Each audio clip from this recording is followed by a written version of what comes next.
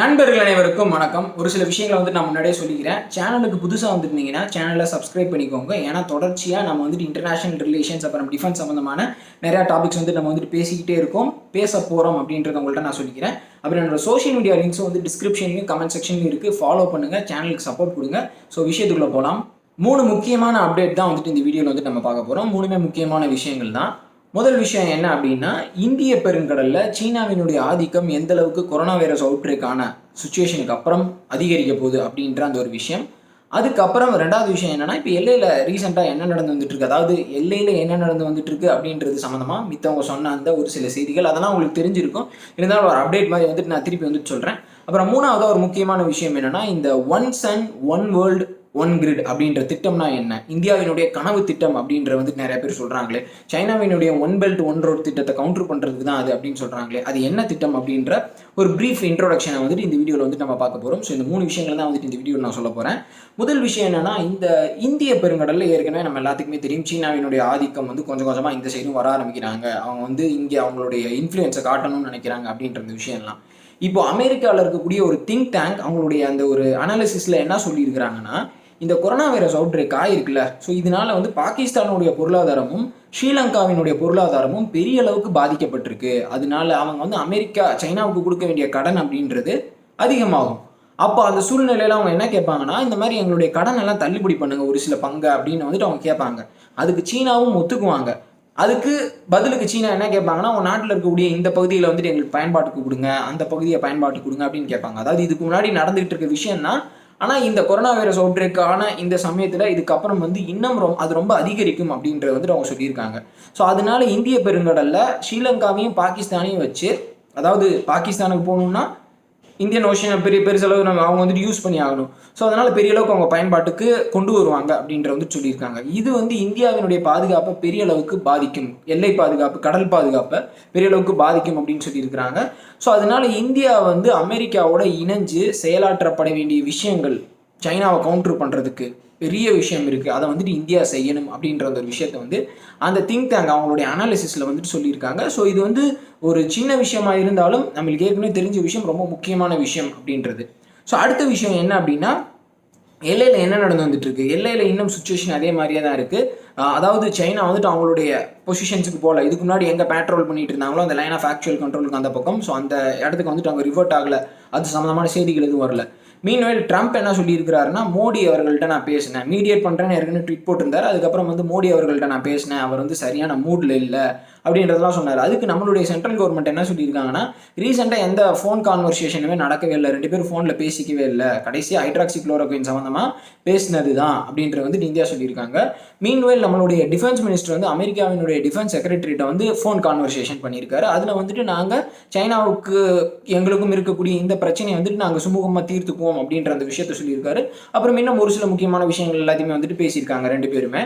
So meanwhile சைனாவினுடைய defence ministry ஸ்போக்ஸ் பர்சனும் அவங்களுடைய ஃபாரின் மினிஸ்ட்ரி ஸ்போக்ஸ் பர்சன் சொன்ன அதே வார்த்தையை ரிப்பீட் பண்ணியிருக்காங்க. என்ன சொல்லியிருக்காங்கன்னா, சுச்சுவேஷன் ஸ்டேபிளாக கண்ட்ரோலாக தான் இருக்குது அப்படின்ற அந்த ஒரு விஷயத்தை சொல்லியிருக்காங்க. ஸோ விஷயம் இப்படி போயிட்டு இருக்கு. இன்னும் ஒரு சில ரிப்போர்ட்லாம் என்ன சொல்கிறாங்கன்னா, சைனா இந்தியன் டெரிட்டரிக்குள்ளே ஒரு 10 கிலோமீட்டர் 20 கிலோமீட்டர் உள்ள டீப்பாக ஊடுருவி வரணும்னு நினச்சாங்க.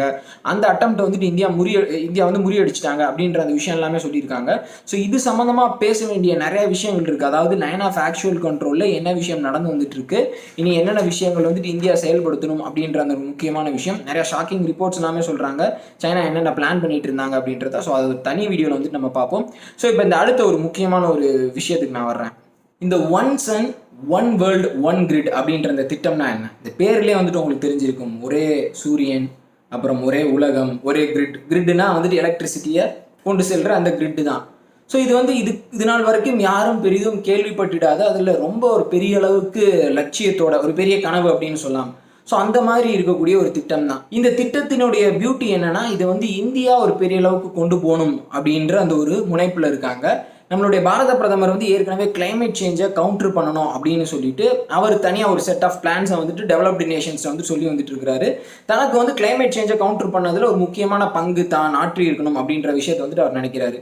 ஸோ அதனால அவர் 2015 இன்டர்நேஷனல் சோலார் அலையன்ஸ் அப்படின்ற ஒரு கூட்டமைப்பை ப்ரொபோஸ் பண்ணாரு. இப்போ அந்த கூட்டமைப்பு இருக்கு. ஸோ இந்த கூட்டமைப்பின் மூலியமா வளரும் நாடுகள், அதாவது இந்த சோலார் எனர்ஜி அதிகம் இருக்கக்கூடிய நாடுகள், இந்த டிராபிக் ஆஃப் கேன்சருக்கும் டிராபிக் ஆஃப் கேப்ரிகானுக்கும் இடையில் இருக்கக்கூடிய நாடுகள், இந்த நாடுகளில் வந்து சோலார் எனர்ஜி அப்படின்றது அதிகமாக கிடைக்கும்ல. ஸோ இந்த நாடுகள் வந்து சோலார் எனர்ஜியை வந்து ரினியூவபிள் எனர்ஜி சோர்சஸ் வந்துட்டு பெருசாக பயன்படுத்திக்கலாம் அப்படின்றது ஒரு விஷயம். இப்போ இதை அடுத்த கட்டத்துக்கு கொண்டு போகணும் அப்படின்றதுனால இந்த நாடுகள் எல்லாத்தையுமே வந்துட்டு ஒரே கிரிட்டின் மூலியமா கனெக்ட் பண்றது. சோலார் எனர்ஜி அதிகம் இருக்கக்கூடிய அந்த நாடுகள் வந்து ஒரே கிரிட்டின் மூலியமா, எலக்ட்ரிசிட்டி கிரிட்டின் மூலியமா கனெக்ட் பண்றது. இது கனெக்ட் பண்றதுனால பெரிய அட்வான்டேஜ் கிடைக்கும் அப்படின்னு சொல்றாங்க. என்ன விஷயம் அப்படின்னா, எப்பயுமே நம்மளுக்கு சோலார் எனர்ஜி அப்படின்றது வந்து நிறைய இருக்கு, அதை வந்து நம்ம ப்ராப்பரா யூட்டிலைஸ் பண்ணிக்கிறது இல்லை. அதே நேரத்தில் ஒரு சில இடங்கள்ல வந்து சோலார் எனர்ஜி ஒரு சில சமயத்துல நிறைய வரும், ஒரு சில சமயத்தில் வந்துட்டு அந்த சோலார் எனர்ஜி அப்படின்றது வந்துட்டு இன்டரப்டட் ஆயிரும். அதாவது ஒரு சில சமயம் வெயில் பயங்கரமாக அடிக்கும், ஒரு சில சமயம் வந்துட்டு இருக்காது. ஸோ ஒரு சில சமயம் நம்மளுக்கு எனர்ஜி அதிகமாக வர்றப்போ நம்ம அதை பெருசாக அதே நேரத்தில் பயன்படுத்திட முடியாது. ஸோ அந்த நேரத்தில் நம்ம வந்துட்டு பக்கத்து நாட்டுக்கு நம்ம டைவர்ட் பண்ணி விடலாம். அதே மாதிரி தான் அந்த நாட்டிலையும் அவங்க ஒரு சில நேரம் வந்துட்டு பெருசாக அவங்க வந்து எனர்ஜியை யூஸ் பண்ணலன்னா நம்மளுக்கு வந்து டைவர்ட் பண்ணி விடுவாங்க. ஸோ இது வந்து ஒரு கிவ் அண்ட் டேக் மெக்கானிசம் தான். ஸோ அதனால வந்துட்டு எல்லா நாடுமே பயனடைவாங்க. அதே நேரத்தில் சோலார் எனர்ஜியும் பெரிய அளவுக்கு யூட்டிலைஸ் பண்ண மாதிரி இருக்கும் அப்படின்ற அந்த ஒரு விஷயத்தை வந்துட்டு சொல்கிறாங்க.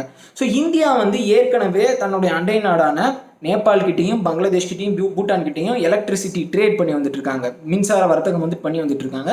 இப்போ என்ன திட்டம்னா, இந்த கிரிட் அப்படியே கொஞ்சம் கொஞ்சமா எல்லா நாடுகளுக்குமே கனெக்ட் பண்றது. அதாவது அப்படியே மியான்மர், தாய்லாந்து, அப்புறம் இந்த பக்கம் வந்து மிடில் ஈஸ்ட் கண்ட்ரிஸோட, ஆப்பிரிக்கன் கண்ட்ரிஸோட அப்படியே அந்த கிரிட் நெட்வொர்க் வந்து பெருசாகிறது. அதான் ஃபர்ஸ்ட் ஃபேஸ்ல என்ன சொல்றாங்கன்னா, வந்து சவுத் ஏஷியன் கண்ட்ரிஸோட, இந்த சார்க் நாடுகளோட வந்துட்டு பெருசா அந்த கிரிட்டை வந்துட்டு எஸ்டாப்ளிஷ் பண்றது.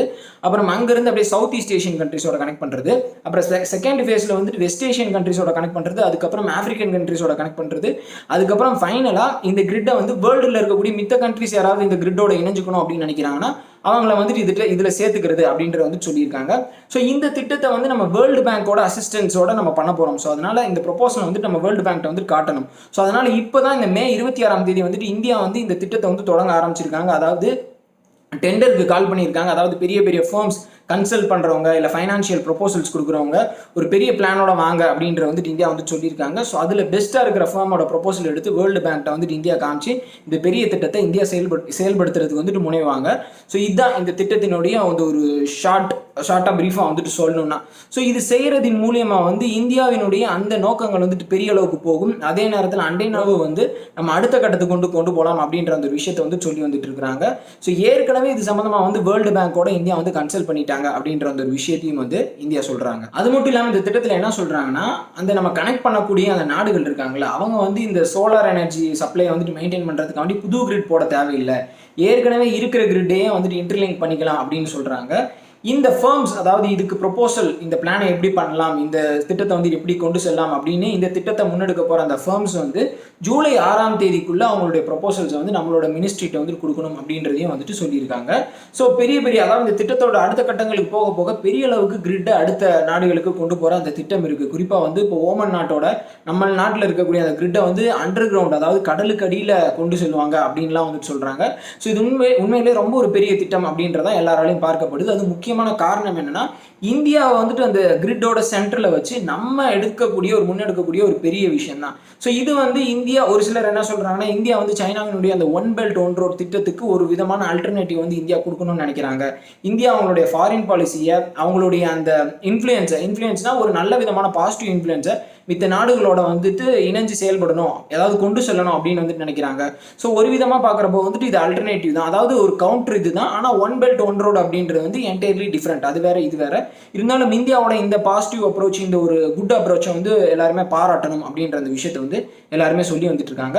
ஸோ இதுதான் வந்து இந்த one world one sun one grid அதனுடைய அந்த திட்டம். ஸோ திட்டம் அப்படின்றது இன்னும் பெரிய அளவுக்கு வரையறுக்கப்படலை. அதை பற்றின செய்திகள் வந்துட்டு இன்னும் பெரிய அளவுக்கு இனிமேல் தான் வர ஆரம்பிக்கும். ஸோ அப்போ நம்ம வந்து இதை பற்றி டீட்டெயிலாக பேசுவோம்.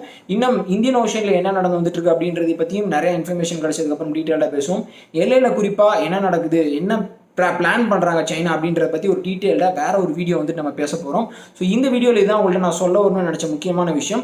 அதுக்கப்புறம் இன்னொரு விஷயம் சொல்லணும்னு நினைக்கிறேன், என்னன்னா எந்தெந்த ஆப் வந்து எந்தெந்த நாட்டோடது அப்படின்றது வந்து ஒரு சில கன்ஃபியூஷன்ஸ் இருக்குது. ஒரு சில ஆப் தான் வந்துட்டு உறுதியாக இது வந்து சைனீஸ் ஆப் அப்படின்ற மாதிரி நம்ம வந்து தெளிவாக சொல்லிட முடியுது. இப்போ இந்த மித்ரான் ஆப்பே வந்து சைனீஸ், அதாவது டிக்டாக் ஆப்புக்கு வந்து ஒரு அல்டர்னேட்டிவாக கொண்டு வந்துருக்காங்க அப்படின்னு சொல்கிறாங்க. ஆனால் அதனுடைய ஓனர் யார் டெவலப் பண்ணா அப்படின்ற அந்த ஆத்தென்டிகேட்டட் இன்ஃபர்மேஷனும் வந்துட்டு கிடையாது. ஸோ அதனால தான் நான் ஓப்பனாக இந்த ஆப்ஸை வந்துட்டு நீங்கள் வந்துட்டு பாய்காட் பண்ணுங்க அப்படின்றத வந்துட்டு என்னால் சொல்ல முடியல. ஸோ அந்த இன்ஃபர்மேஷன் தெரிஞ்சதுக்கப்புறம் அதை பற்றியும் ஒரு வீடியோவில் வந்துட்டு நம்ம பார்ப்போம் அப்படின்ற வந்துட்டு நான் சொல்லிக்கிறேன். மீன்வைல் இந்தியாவோட அந்த ஒரு ஃபாரின் பாலிசி, இந்தியாவோட அந்த ஸ்ட்ராட்டஜிக் அப்ரோச் வந்து நம்ம தொடர்ச்சியாக ஃபாலோ பண்ணுவோம் அப்படின்றத நான் சொல்லிக்கிறேன். சேனலுக்கு புதுசாக வந்துருந்தீங்கன்னா சேனலை சப்ஸ்கிரைப் பண்ணுங்கள். பேச வேண்டிய விஷயங்கள் நிறையா இருக்குது. வீடியோ பார்த்தமைக்கு ரொம்ப நன்றி. ஜெய் ஹிந்த்.